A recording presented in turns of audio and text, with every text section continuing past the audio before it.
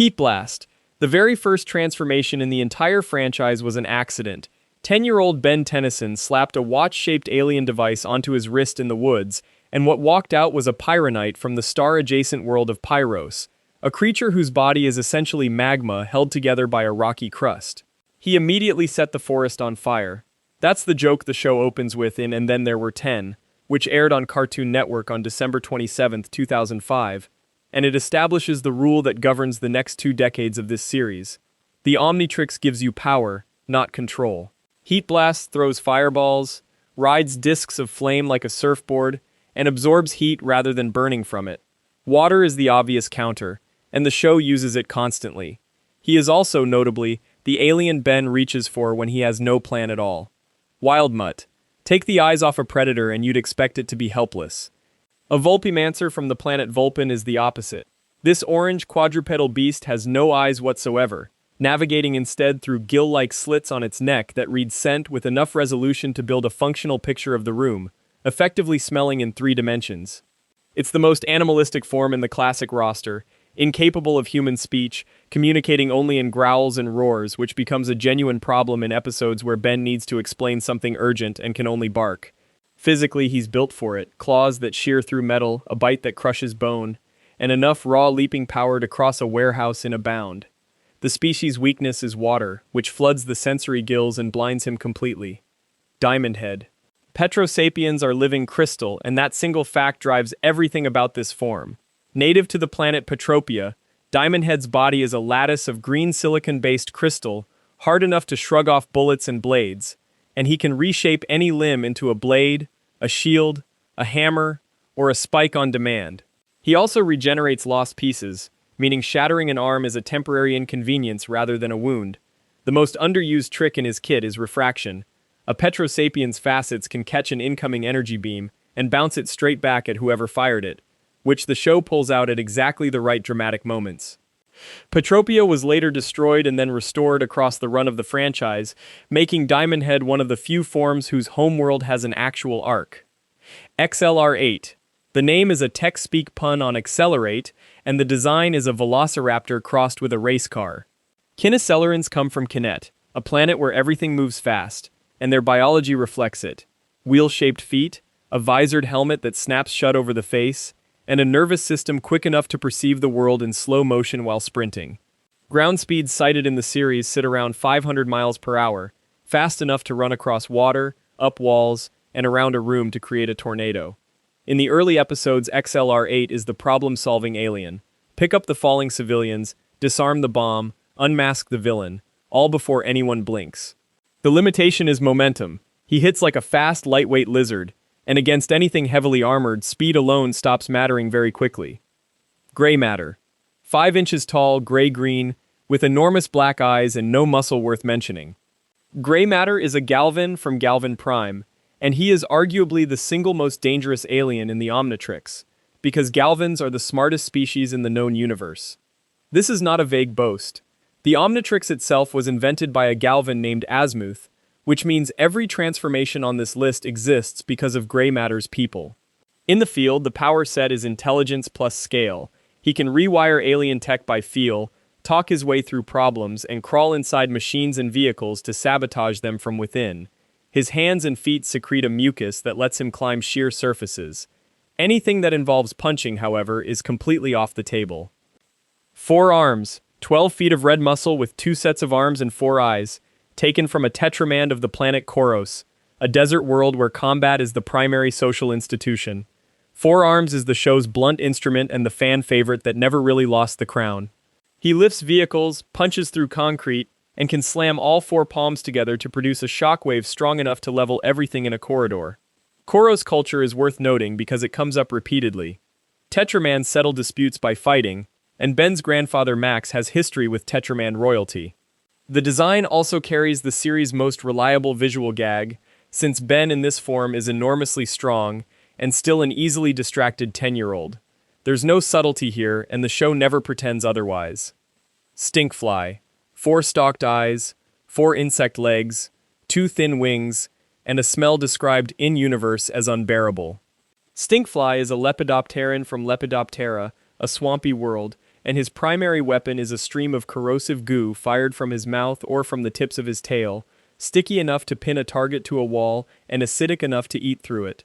He was one of Ben's most used forms in the first season purely because flight is such an obvious advantage, and the early series treats simply getting airborne as a solved problem the second Stinkfly appears.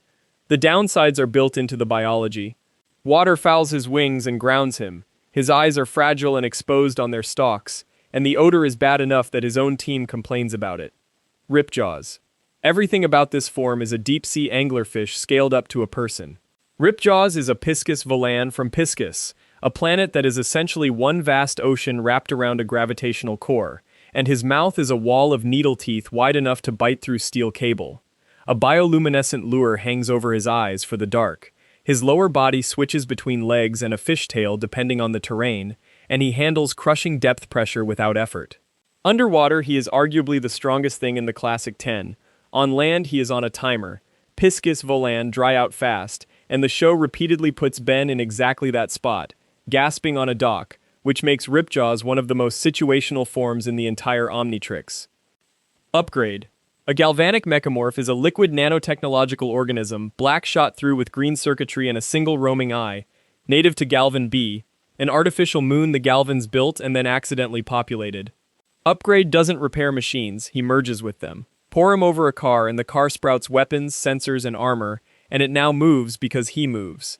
He has done this to motorbikes, tanks, computers, ships, and at one point a fairground ride. The form also fires a green plasma beam from its eye and stretches, flattens, and squeezes through gaps like liquid. This is the single most flexible alien in the original roster, and the show's writers knew it, which is why Upgrade tends to appear whenever the plot needs a technological problem solved in one scene. Ghost Freak, the unsettling one.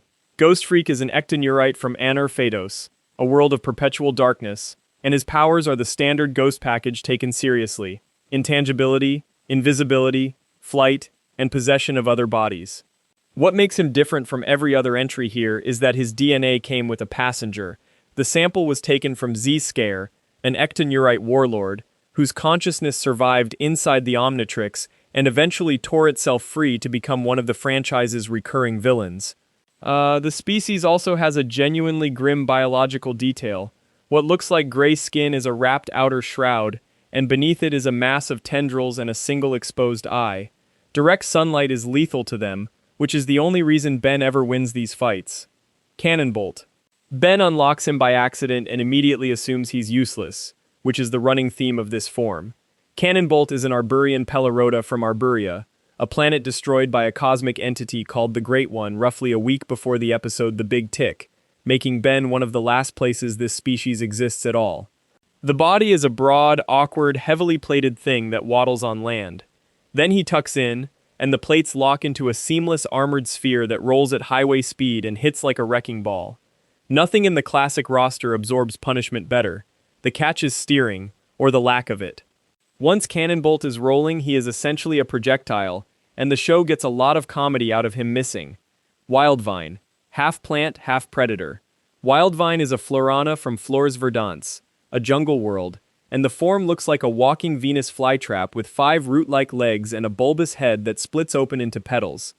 The main abilities are elastic. His limbs stretch to enormous lengths, letting him swing, grapple, and constrict enemies from across a room, and he can burrow into soil and re-emerge somewhere else entirely. Hanging from his back are seed pods that he plucks and throws as explosives, or plants to grow strangling vines on command. Florana regenerate lost limbs quickly, since losing a branch is not a serious injury for a plant. Fire is the obvious problem, and any villain with a flamethrower ends the fight almost immediately. Blitzwolfer. This one arrived under a different name. In the episode Benwolf, the Omnitrix malfunctions and Ben transforms only partially, mutating over several scenes into a werewolf before the show reveals it's a genuine alien species, a Loboan from Luna Lobo, a moon orbiting Anur Transil. The signature feature is the muzzle, which splits into 4 segmented petals to unleash a concentrated sonic howl, powerful enough to shatter stone and knock people off their feet. Beyond that, he's a fast quadruped with claws, heightened senses, and the strength to throw a grown man across a canyon. He was renamed Blitzwolfer in later series once the franchise settled its naming. Along with Snarrow and Frankenstrike, he forms the show's deliberate riff on classic Universal monster movies. Snarrow, the second of the monster trio, and the strangest to fight. Snarrow is a Thepkufan from Anur-Kufos, and he is, functionally, a living mummy, a golden sarcophagus core wrapped in bandages that he controls as if they were limbs. Those bandages extend across a room, wrap a target, lift a car, or form a shield, and because they're so thin, they slip through gaps that a solid body couldn't. The tactical advantage is that dismembering him accomplishes nothing. Cut a Thepkufan apart and the pieces simply crawl back together, which makes him one of the hardest forms in the roster to actually put down. He debuted as Ben Mummy during a transformation glitch in the episode The Return, and was renamed once the species got a proper name. Frankenstrike. Completing the monster set, Frankenstrike is a Transillian from Anor Transil, and the design leans hard on the 1931 Frankenstein look. Stitched gray skin, a flat head, bolts at the neck, and 2 conductor prongs rising from his back. Those prongs are the point. Transillians generate and channel massive electrical current, throwing arcs from their hands, overloading machines, and jump-starting anything with a circuit in it. He also carries the raw strength you'd expect from a 9-foot reanimated frame, and he's tough enough to take a beating that would end most of the roster. Like Blitzwolfer, he first appeared as a mutation, Ben Victor, in The Return, before the franchise established that the Anor system is home to an entire cluster of horror movie species living side by side. Upchuck. The most disgusting alien in the Omnitrix, and one of the most effective. A gourmand from Peptos 11 has 4 long prehensile tongues and a stomach that can process literally anything, then launch it back out as a high-velocity explosive projectile. The species number in that planet name is not decoration. Gourmands have eaten their homeworld 10 separate times, requiring a new one on each occasion, which is the darkest throwaway gag in the entire show. In combat, Upchuck simply swallows whatever the enemy throws at him, missiles included, and returns it with interest. Later series introduced a second subspecies with a different coloration and a slightly different digestive process, and the franchise treats the two as culturally distinct, occasionally hostile branches of the same alien family. Ditto. Ditto is a Splixen from Hathor, a small black and white humanoid whose entire power is duplication, and the show turns that into one of its best-designed limitations. He splits into copies, and those copies split again, so a single Ditto can flood a room with dozens of himself. The problem is that they share one consciousness spread thin across many bodies, so they argue with each other constantly, and pain is shared. Hurt one Ditto and every other one feels it. Worse, they cannot recombine until every duplicate is in the same place, which the episode Divided We Stand builds an entire plot around when Ben's copies scatter across a city. It's a power that looks like an easy win and functions as a liability. Eye Guy. Skin covered in eyes that open and close independently, from a species called opticoids native to the planet Cytra. Every one of those eyes can fire an energy beam, meaning Eye Guy can lay down suppressing fire in every direction at once with no blind spot anywhere on his body. The finisher is better. The eyes migrate across his skin and merge on his chest into a single enormous eye that unleashes one concentrated blast. The species also possesses genuinely superb vision, including magnification and spectral ranges humans don't have. He remains one of the least used forms in the entire franchise, largely because the design is deeply unpleasant to look at, which was almost certainly the intention when they drew him. Way Big, the ceiling of the classic roster. Way Big is a Tokastar, and his species doesn't have a homeworld because Tokastars aren't born on planets at all. They form spontaneously inside cosmic storms in deep space, which means every individual is effectively a one-off event. He stands roughly 100 feet tall, red and white and vaguely reminiscent of a tokusatsu hero, which is the entire visual joke. His attack is delivered by crossing his forearms to project a cosmic ray strong enough to cut through a warship. Azimuth unlocks him for Ben at the climax of the 2007 film Secret of the Omnitrix, where Way Big flattens Vilgax's fleet and throws Vilgax himself into orbit. He is the alien the show saves for the end of the world. Swampfire. When Ben 10 Alien Force premiered on April 18, 2008, Ben was 15, the Omnitrix had rebuilt itself, and almost the entire roster was new. Swampfire is the flagship of that reset, a methanosian from methanose, a plant-based organism that generates methane internally and ignites it, producing green fire from his palms. He is effectively Heatblast and Wildvine merged into one form, which is exactly why he replaced both as Ben's default. The regeneration is the real headline. Methanosians regrow severed limbs in seconds and can reassemble from being blown apart entirely, making Swampfire one of the hardest forms in the franchise to kill. He also stinks badly, which the show mentions in nearly every appearance, and the smell doubles as a chemical weapon against species with sharper noses than ours. Echo Echo, a small white silicon-based creature from Sonorousia with speaker grills for ears and a rectangular head. Echo Echo duplicates like Ditto but without the shared pain problem, and each copy is a full independent sound weapon. Individually, he screams loud enough to shatter glass and disorient a target. In numbers, he surrounds an enemy and every clone screams at once, producing a resonant wall of sound the series calls exactly that, capable of cracking concrete and dropping armored opponents. Because Sonorosians are silicon rather than carbon, the duplicates are effectively disposable and can be reabsorbed at will. The design is deliberately unthreatening, which is the point, because Echo Echo is one of the highest output offensive forms Ben has when he bothers to use more than one of himself. Humungosaur, 12 feet of armored dinosaur from the planet Terradino, and Ben's answer whenever he needs to hit something extremely hard. Vaxosaurians are strong enough to lift vehicles and take sustained heavy weapons fire without flinching, protected by a hide of overlapping brown plates. What makes the form remarkable is the second gear. A Vaxosaurian can consciously increase its own size and mass, growing up to around 60 feet tall, at which point spines erupt along the back and arms and the strength scales with it. That growth costs energy and takes a moment, so the show uses it as a deliberate escalation rather than an opening move. Humungosaur became the merchandising face of Alien Force and remains the alien most casual viewers of that era name first. Jetray, an aerophibian from Aeropella, shaped like a manta ray with a humanoid torso, red and gold, built for pure speed in 3 environments.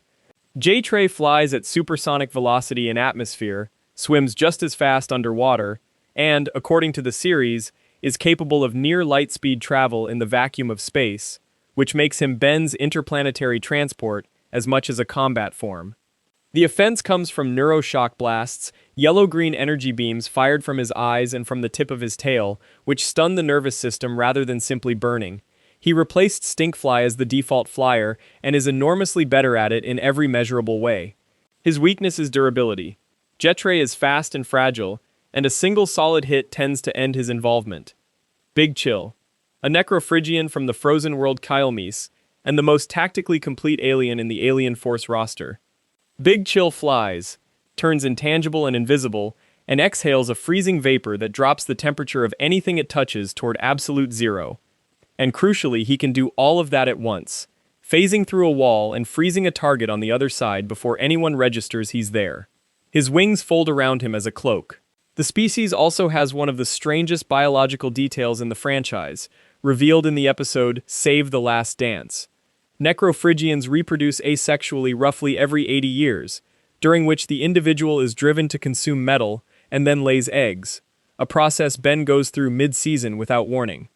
Chromastone, Ben's replacement for Diamondhead, and a completely different animal despite the similar silhouette. Chromastone is a crystal sapien, a purple and black crystalline being whose entire body functions as an energy conversion system. Shoot him with a laser, a plasma bolt, a lightning strike, or almost any directed energy weapon, and he absorbs it, then re-emits it as an amplified beam through the shard on his forehead or his hands. Villains with energy-based attacks effectively feed him. He can also fly by channeling that stored energy downward. Crystal sapiens are tied directly to the petrosapiens of Petropia in the show's mythology, and a crystal sapien named Sugalite is central to restoring that shattered planet. Physical force still works on him, and being smashed apart is the one thing he cannot absorb his way out of. Brainstorm, a cerebrocrustacean from Encephalonus 4, which is a lot of syllables for genius crab.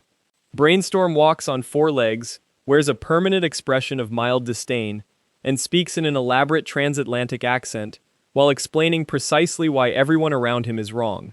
The intelligence is on Galvan-adjacent levels, enough to reverse engineer alien technology on sight and outthink opponents built around raw power. The combat application is the top of his skull, which splits open like a lid to expose the brain and discharge concentrated electrical arcs and telekinetic force. He is one of the few forms where the show lets Ben's personality change noticeably, since Brainstorm's arrogance overwrites Ben's usual sarcasm entirely. The shell is tough, but the exposed brain is an obvious and frequently exploited vulnerability. Spider monkey.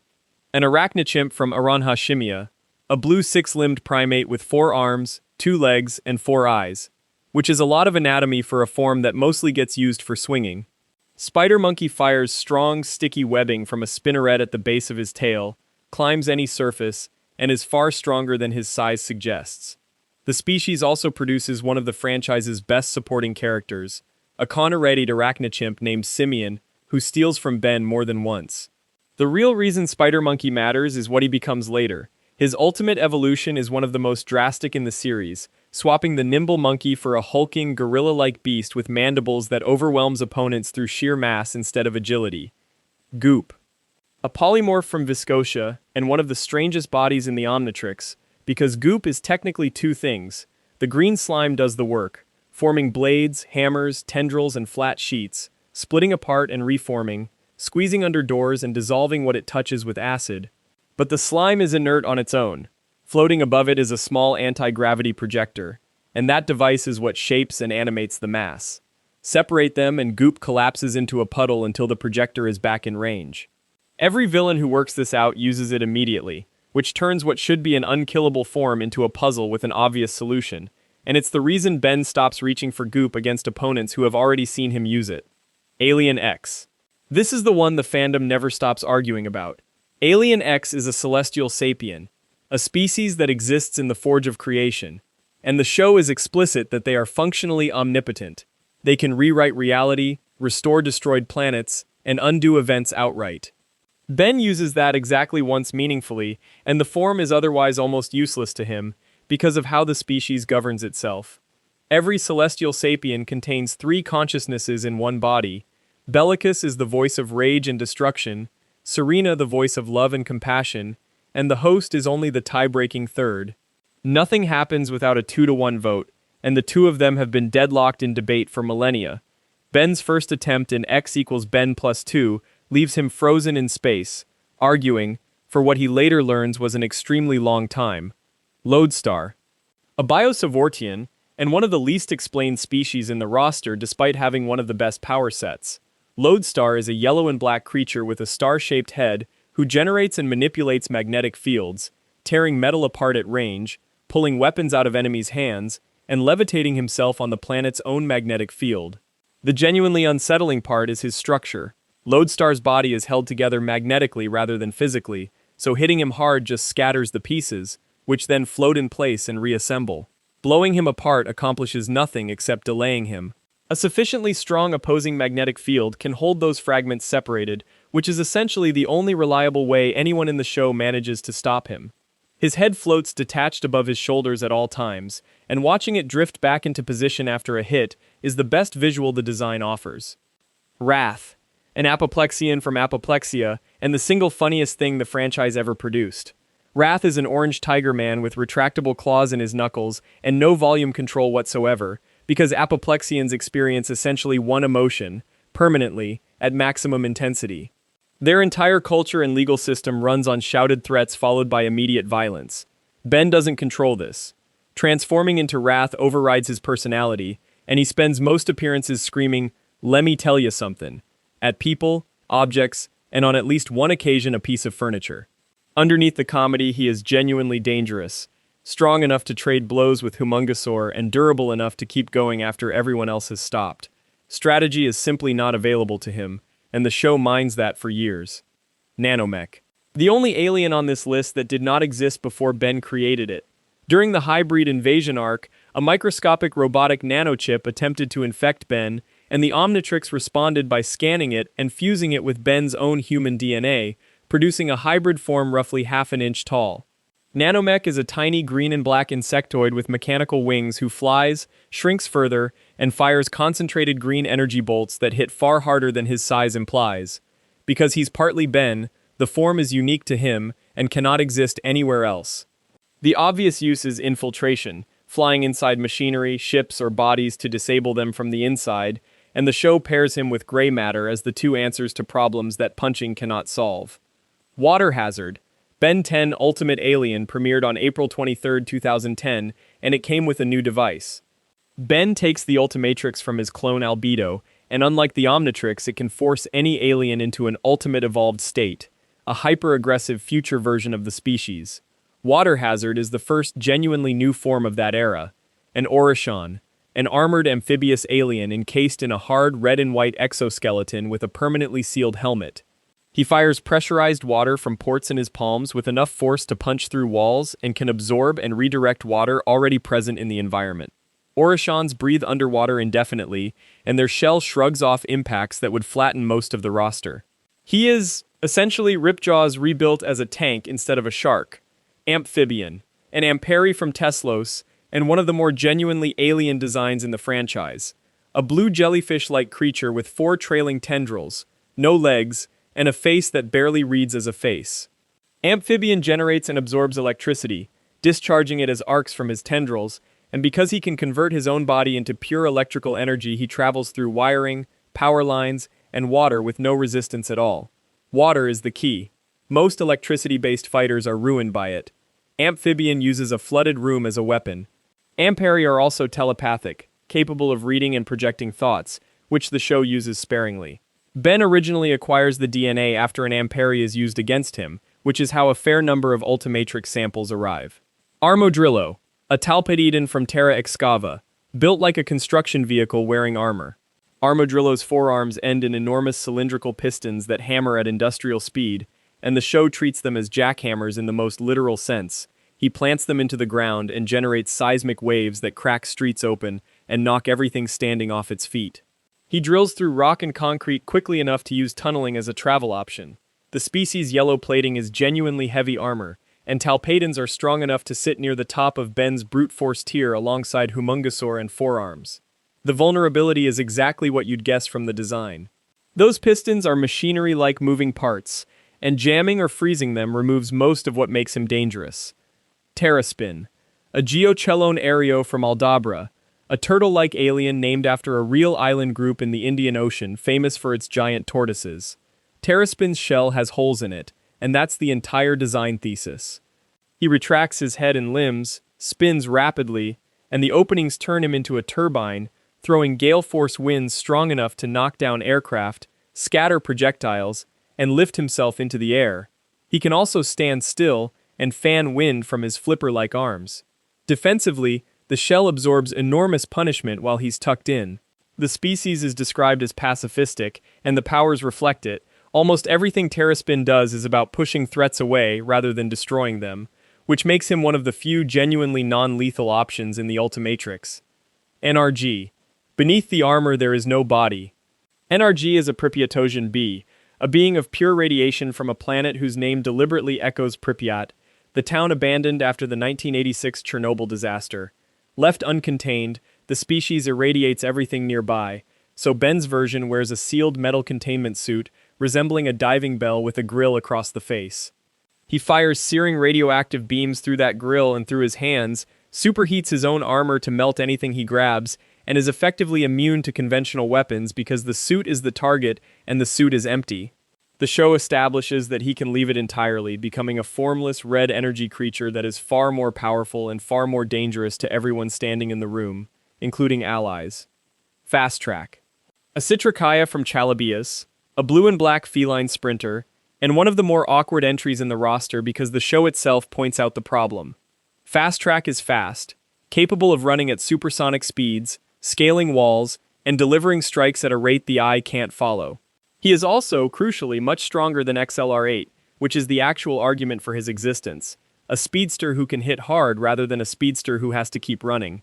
The trouble is that Ben acquires him while XLR8 is already available, and characters in the series openly note the redundancy. Citricaia biology also gives him enhanced agility and reflexes, and the species appears again later in the franchise in a supporting role.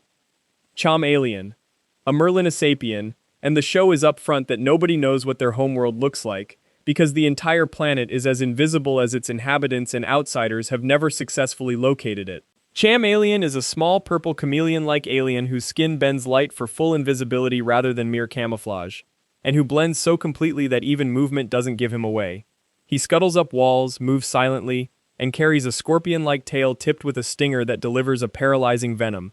This is Ben's dedicated stealth and assassination form, and it's the closest the franchise comes to giving a children's hero a genuinely covert kill option. The trade-off is fragility, since Merlinisapiens are small and lightly built, and a single direct hit takes him out. Clockwork, a chronosapien from Chronia, and the most quietly overpowered alien Ben has outside of Alien X. Clockwork looks like a bronze clockwork automaton with a key protruding from his back and gears turning visibly in his chest. He fires green temporal rays from the disc on his torso that slow targets down, age them, freeze them in place, or revert them to a previous state, and he can project images of past events like a recording. Most significantly, he travels through time, which the series uses as a plot device more than a weapon. Ben acquires the sample from Professor Paradox, the franchise's resident time traveler. Clockwork is slow, heavy, and a poor brawler, so the only real defense against him is closing distance before he winds up. Eatle. An Oryctony, a beetle-like alien with a single large horn and heavy dark plating, and a power set that runs on garbage. Eatle eats metal, stone, concrete, machinery, whatever is available, and his body converts that consumed matter directly into energy, which he then fires as a concentrated green laser from the slot in his horn. The more he consumes, and the denser the material, the more powerful the blast. It's a genuinely clever design, an alien whose ammunition is the battlefield itself. Oryctony also have serious mandible strength, and the armor to survive being hit while chewing. He is one of the more obscure forms in the franchise, appearing rarely, largely because eat the wall then shoot it is a difficult thing to build an episode around twice. Jury Rig, a planchicule from Al Turin, and the single most chaotic small alien in the Omnitrix. Jury Rig is a red gremlin roughly 2 feet tall with enormous ears and an unhinged grin, and he has two compulsions that fight each other constantly. He cannot stop taking machines apart, and he cannot stop building new machines out of the pieces. Give him a wrecked car and he will produce something functional and improbable in seconds. Give him a working device and he will dismantle it purely because it exists. He speaks in a rapid, childish babble and is extremely fast and hard to grab. Ben uses him for repairs and sabotage in roughly equal measure, and the show is honest that Jury Rig does not really take instruction. Shock Squatch, a Gimlinopithecus from Pattersonia, which is a joke. The species is Ben 10's version of Bigfoot, and the planet is named after Roger Patterson, who shot the famous 1967 film of an alleged Sasquatch. Shock Squatch is a hulking, shaggy gray and yellow ape who generates high-voltage electricity across his fur and hands, discharging it through punches, throwing it as arcs, and using it to overload electronics. He's also simply strong and durable in the way an 8-foot primate ought to be. His defining feature, though, is the voice. Shock Squatch speaks with a broad Canadian accent, punctuating sentences with "eh," which is never explained and never treated as strange by anyone in the show, including Ben. He carries over into Omniverse, where he settles in as one of Ben's more dependable mid-tier bruisers. Feedback Ben 10 Omniverse premiered on August 1, 2012, and it opens by killing an alien. Feedback is a conductoid from the Teslavore Nebula, a black and green being with 2 antennae on his head, 1 on his tail and plugs on his fingers, and his ability is total energy absorption. Electricity, plasma, kinetic force, almost any input gets soaked up through those antennae and fired back out amplified. The series reveals that 11-year-old Ben used feedback constantly and considered him his favorite, until the mechanical villain Malware physically tore the DNA out of the Omnitrix and destroyed the sample, an event Ben spent years refusing to talk about. Feedback is the first new transformation of the series and, fittingly, the last one shown in the finale. Blocks, a Segmentasapien from Polypheus, and the most straightforwardly toyetic alien in the franchise. Blocks' body is made of interlocking rectangular blocks in red, yellow, and black that snap together like construction bricks. He rearranges those blocks freely, reshaping himself into walls, ramps, bridges, cannons, catapults, or a solid ball to roll in, and he grows by pulling in additional mass. Because his body is modular rather than continuous, damage means losing blocks rather than taking wounds, and he simply reassembles. Segmentasapiens are also strong and dense, giving Blocks a decent brawling floor underneath the shapeshifting. He is one of the most creative forms the writers gave themselves, and the animation team clearly enjoyed him, since almost every Block scene involves building something absurd mid-fight. Gravitack, a Galilean from Kepler, and the concept is enormous. Galileans are small living planets. Gravitax's default state is a rocky sphere with a molten core, and he opens up into a humanoid shape with a glowing magma center when he needs arms and legs. His power is gravity itself. He generates gravitational fields to pin enemies to the ground, lift buildings, crush objects into a point, or pull himself and others through the air. He can also spin himself and orbit debris. The species name honors Galileo Galilei, and the homeworld honors Johannes Kepler, which is about as on the nose as the franchise gets with its astronomy references. He is one of the few Omniverse aliens the show treats as genuinely top tier, and Ben uses him against opponents nothing else can touch. Crashhopper, an orthopteran, and the entire alien is one idea executed well: legs. Crashhopper is a grasshopper-like creature with a hard shell and enormous coiled hind limbs that launch him hundreds of feet in a single jump, and he uses that as both transportation and his only real attack, slamming into targets headfirst at the end of an arc. The shell absorbs the impact of every landing, which is necessary given that he essentially crashes on purpose every few seconds. He also skips along the ground in low, fast bounds to close distance. There's no ranged option and no subtlety at all, and the show is aware of it, so Crashhopper tends to appear in chase sequences and vertical environments where jumping actually solves the problem. Ball Weevil. The Omnitrix is DNA sample of a species the franchise never actually names, from a planet it never identifies, which makes Ball Weevil one of the few genuine blanks in the roster. He is a small green and black insect with a wide grin, and he spits balls of sticky green plasma that grow as they absorb matter and energy around them. Ball Weevil then rides the ball, rolling it and steering with his legs like a dung beetle, until he decides to detonate it, at which point the accumulated mass goes up all at once. A ball left rolling long enough becomes bigger than a car. He's small, weak, and easy to swat, and the entire form depends on having enough time and enough loose material to work with. Walkatrout. Ben's worst alien, and the show knows it. Walkatrout is an ichthyperambuloid, which translates roughly to fish that walks, and that is a complete description of the creature. A large orange fish standing upright on two thin legs, flapping uselessly, unable to punch, fly, lift anything, or run at any meaningful speed. The Omnitrix hands him over during emergencies as a running gag, and Ben's reaction is consistently despair. He can survive out of water, spray it, and slap with his tail, and that is essentially the extent of it.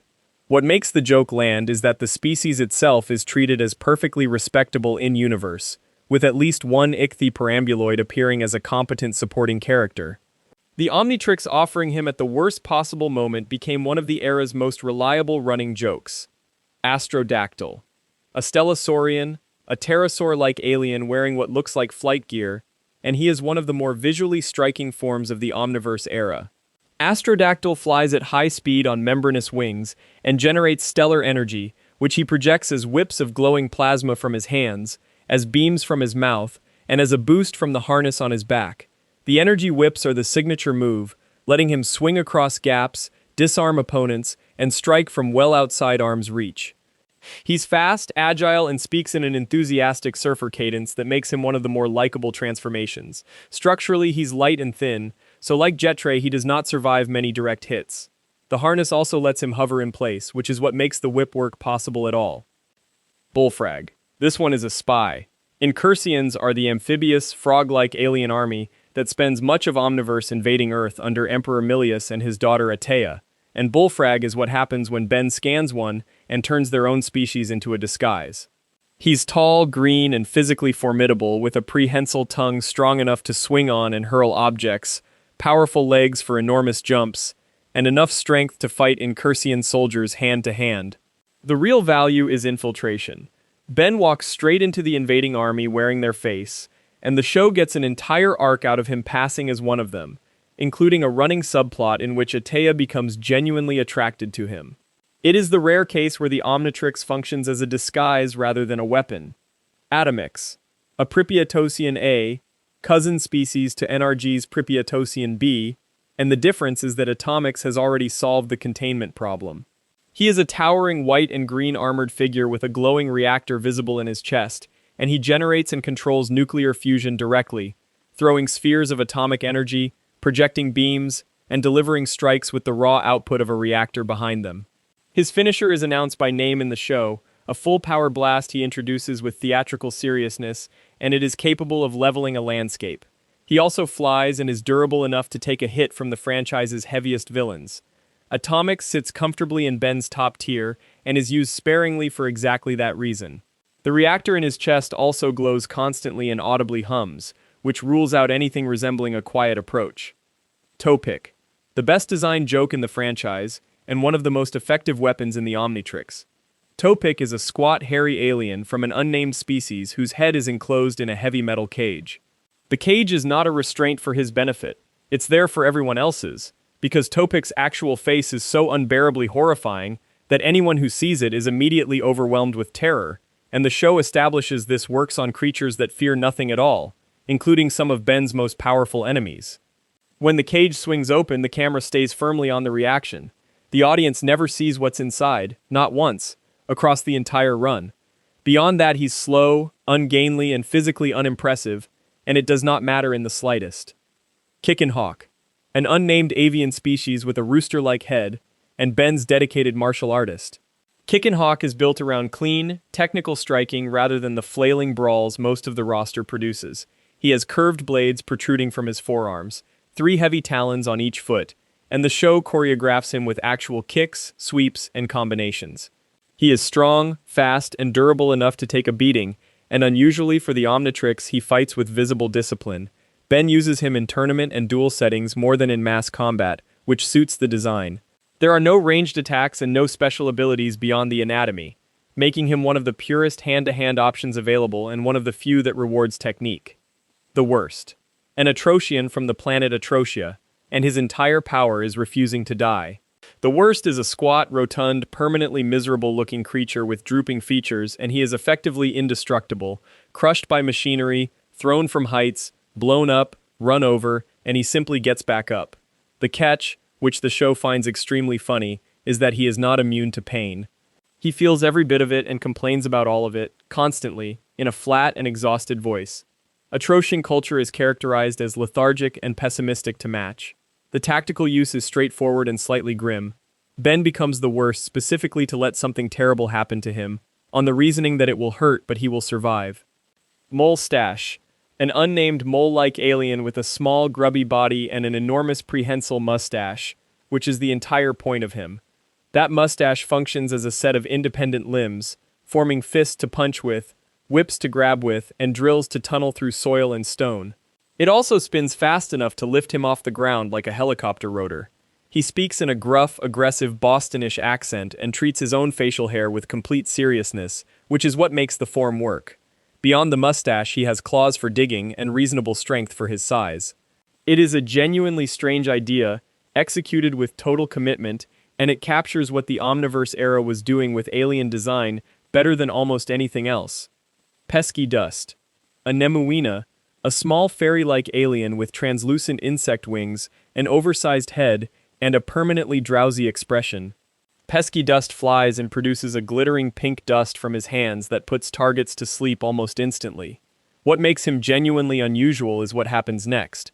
Once someone is asleep, he can enter their dreams, walk around inside them, manipulate what they experience, and pull information out of their subconscious.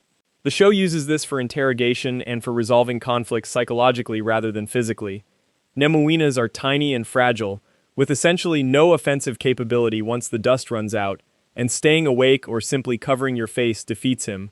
He is one of the few forms that wins fights without a single punch. Vampire. A Vladat from Honor Vladius, a species the show states is extinct, wiped out long before Ben ever acquired the sample. Vampire is a hulking purple vampire with a fanged mouth and glowing eyes, and his abilities go well past the obvious. He flies, is enormously strong, and drains the life energy of living things by feeding, but his real weapon is the Corrupturas, small bat-like organisms he spits from his mouth that latch onto a victim's forehead and place them under his complete control. An entire town can be turned in minutes. Like every species from the Anner system, he burns in direct sunlight, and the show leans on that as the only reliable counter, along with the standard vampire folklore the franchise cheerfully imports wholesale. Gootrot. A Semi-Cosapian, and one of the most quietly disturbing entries in the roster, because Gootrot is a walking chemistry set. His body synthesizes compounds internally and vents them through nozzles across his shoulders, chest, and hands, producing whatever gas the situation calls for: knockout agents, corrosives, explosives, adhesives, antidotes, and airborne toxins. He announces the compound he's about to release, which is a nice touch, and the show treats him as the alien Ben uses when a problem is biological or chemical rather than something to be hit. He also has decent strength and durability underneath the gaswork. Sealed environments, filtration masks, and vacuum all neutralize him instantly, and unlike most of the roster, he is genuinely dangerous to bystanders if used carelessly. Buzzshock, a Nosodinian from the Nosodine Quasar, and one of the smallest, most irritating things in the Omnitrix. Buzzshock is a tiny black and white creature made of living electricity, no larger than a hand, who travels instantly through wiring, power lines, and any conductive material, and possesses machines by flowing into them. He feeds on electrical current, which means power grids and battery banks make him stronger. The genuinely infuriating property is his reaction to damage. Hit a Nosodinian hard enough and instead of dying, he splits into two smaller copies, and those copies split again, so attacking him mathematically works against you. He first appeared in the original series in the hands of the adult Ben 10,000, before the younger Ben unlocked him himself years later.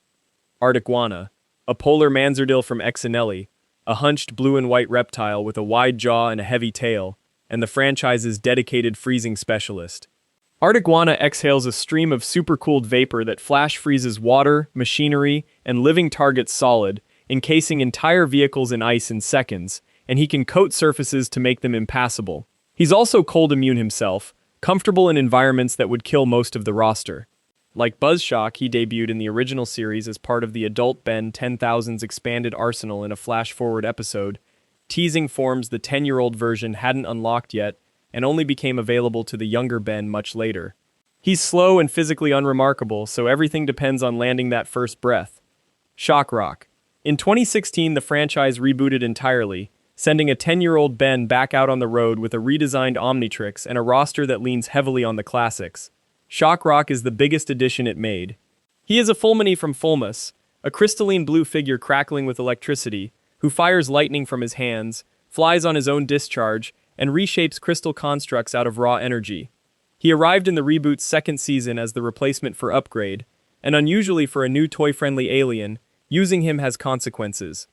Broadcasting Fulmini energy across Earth is what alerts the rest of the Fulmini to Ben's existence, and the species mounts a full-scale invasion in response, making Shockrock one of the few transformations that actively creates the season's main threat. Overflow. A Reboot-exclusive water alien and one of the better designs the 2016 series produced. Overflow is a tall, armored blue and white figure with heavy tank-like structures on his shoulders and forearms, and he draws in and pressurizes water before firing it in concentrated jets strong enough to cut through metal and blast targets off their feet.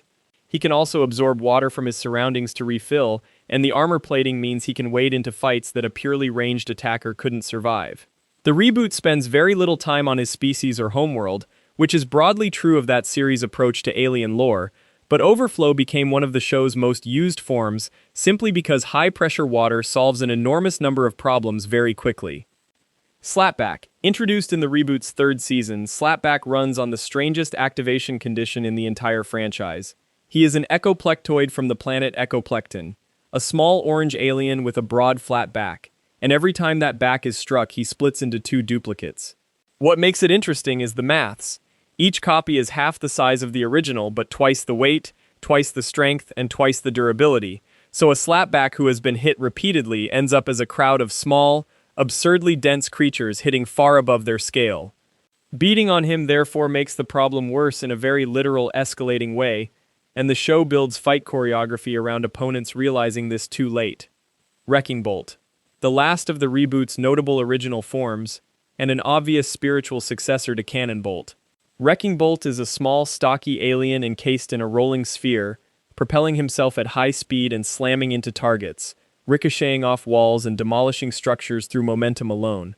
Where Cannon Bolt is a heavy armored juggernaut, Wrecking Bolt is compact and bouncy, closer to a pinball than a wrecking ball despite the name, and the Reboot uses him mostly for chaotic destruction played for laughs. That is a fair summary of the Reboot's whole approach. Take the shapes that worked in 2005, simplify the lore around them, and lean hard into the comedy. From one accidental watch in the woods to more than 60 species and counting, the Omnitrix is still the best toy in cartoons. If you want to see more, click the video on screen now.